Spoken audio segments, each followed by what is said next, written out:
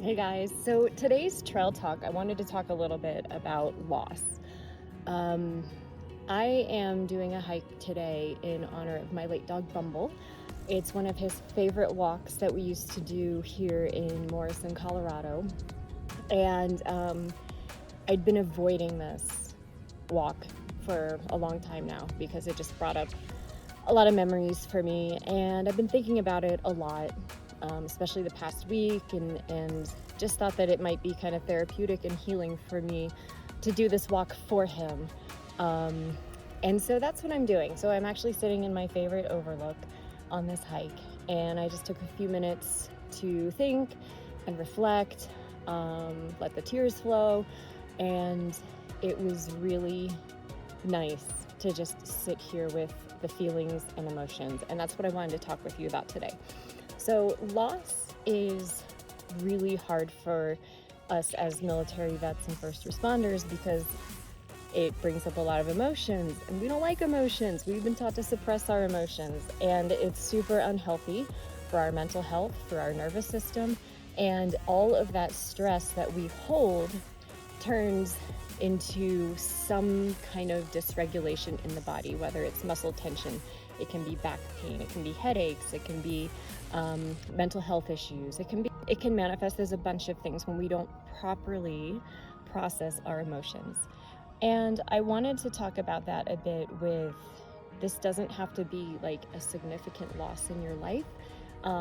It can be, it certainly can happen when we lose a partner, whether that's a life partner, whether it's a pet, whether it's somebody that we work with, so partner on a job or one of your fellow soldiers on missions.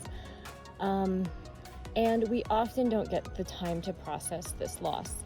Or because we don't like to sit with uncomfortable feelings, we will try to suppress them. So that can be alcohol use, it can be drug use, it could be rushing into, maybe another relationship.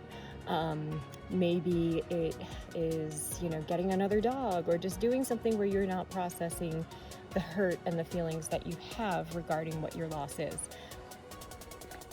One of the other things that we don't think about when we look at loss is you can also feel loss and grief for certain areas of your life, or maybe certain phases of your life. So if you have an injury that prevents you from doing something that you've really loved, you have to stop and grieve that loss. I used to be a long distance runner, and I just can't do it anymore because of my back injuries. And I had to go through that process of grieving that part of my life, and that part of my life is gone. Same as with my dogs and what I'm doing here today. I had 10 wonderful years with my Huskies, and now I am in a different phase of my life, and you have to be able to process those emotions to get past that, to be able to heal and move on with it. So that's another thing. It's not just the actual physical loss, it is dealing with the process of any kind of loss that comes in your life. So how do we get through this loss and grief?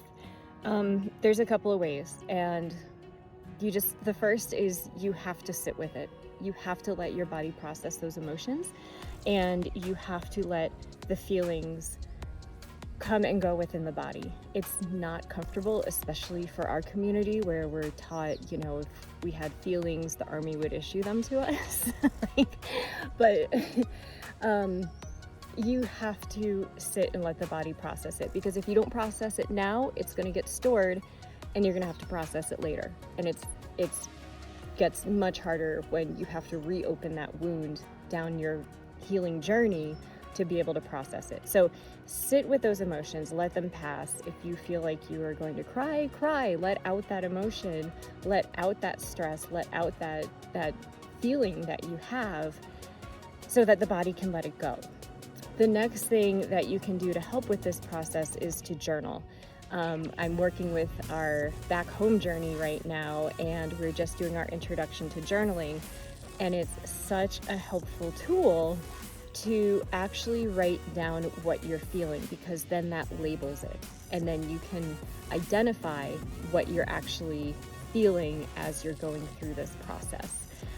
So the third thing that I recommend is don't go out and do things that will mask or hide your emotions. This includes, like, if you're feeling sad, don't reach for alcohol. Process the emotion, just be sad with it. If you are needing to, if you're mourning the loss of a pet, don't go out and buy another pet right away. Just kind of, mourn and give thanks and give, the time to the dog or your pet that it needs, and honor them. What else? If you're going through a breakup, process that breakup. Don't jump into another relationship, because you're just going to carry that stuff with you. So those are my recommendations.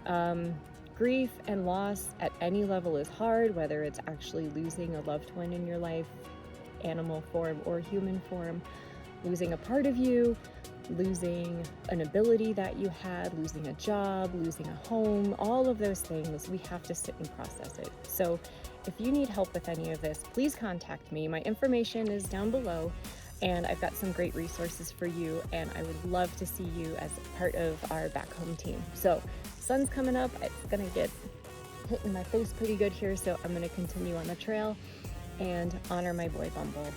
Bye everybody.